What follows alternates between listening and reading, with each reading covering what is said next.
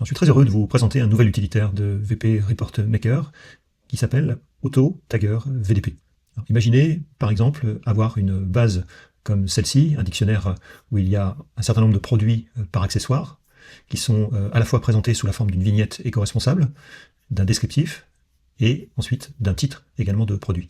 Votre objectif est de couler toutes ces informations dans un schéma comme celui que je suis en train de vous montrer. VDP Report Maker est livré avec un utilitaire qui s'appelle Smart Linker, qui va vous proposer de vous connecter à la base de données et à ce dictionnaire, et de pouvoir ensuite aller chercher les différentes variables qui sont présentes, et donc celles dont on parle actuellement sont situées dans ce même dictionnaire. Sauf que il va falloir individuellement sélectionner les blocs et venir ensuite choisir la variable que vous voulez associer à ce bloc. C'est là qu'intervient justement la magie d'Auto-Tagger VDP, puisque sur le principe, vous allez sélectionner un certain nombre de lignes dans votre dictionnaire. Une fois que ces lignes seront sélectionnées, vous sélectionnez le nombre de blocs équivalent au nombre de lignes que vous avez sélectionnées, et vous lancez simplement l'utilitaire pour que lui-même aille taguer les blocs que vous avez sélectionnés dans l'ordre où ils apparaissent dans votre base. Allez, démonstration. Commençons par quelque chose de relativement basique. Nous allons avoir besoin ici de mettre le titre du produit. Dans la base de données, ça va correspondre aux 3 valeurs qui sont ici. Donc je sélectionne les variables, je vais ensuite copier ces valeurs, et ensuite je lance l'utilitaire. Il me dit qu'il y a bien 3 blocs de sélectionnés, et ça correspond bien aux 3 lignes également que je souhaite couler à l'intérieur de ces blocs. Si je clique sur Injecter, boum, vous voyez que les intitulés viennent se glisser dans l'ordre où ils apparaissent dans le tableau. Sur le même principe, je vais pouvoir aller sélectionner les blocs images dans lesquels je souhaite incorporer la vignette éco-responsable dans la base. Il s'agit en fait de cette liste.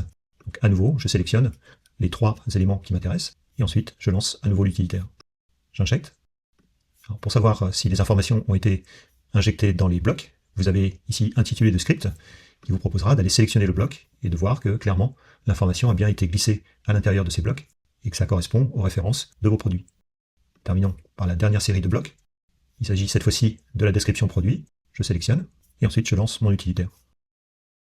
Pour finaliser cette partie-là, je peux faire appel à une feuille de style de manière à ce que, une fois que les véritables données seront injectées, ces données soient mises en forme avec ces styles en question.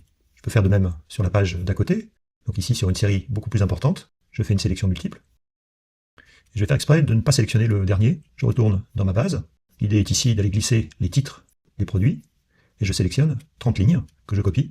À partir du moment où je vais lancer l'utilitaire m'indique qu'il y a 29 éléments, ou 29 blocs sélectionnés. Si je clique ensuite sur Injecter, eh bien, il va me dire qu'il y a une incohérence entre le nombre de blocs sélectionnés et le nombre de valeurs que vous avez sélectionnées dans votre dictionnaire. Donc là, je réponds tout simplement que je ne veux pas aller au-delà de cela. Je sélectionne le dernier bloc, je relance l'utilitaire, j'ai bien 30 blocs, 30 lignes, et j'injecte. Dernière étape, je sélectionne mes images, et ensuite je lance à nouveau l'utilitaire en ayant au préalable, bien entendu, sélectionné les bonnes valeurs, puisque je souhaite ici incorporer les vignettes, et je lance l'utilitaire.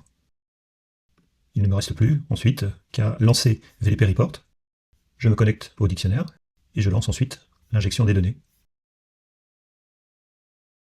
Dernière étape, contrôler certains éléments et finaliser un petit peu la mise en forme.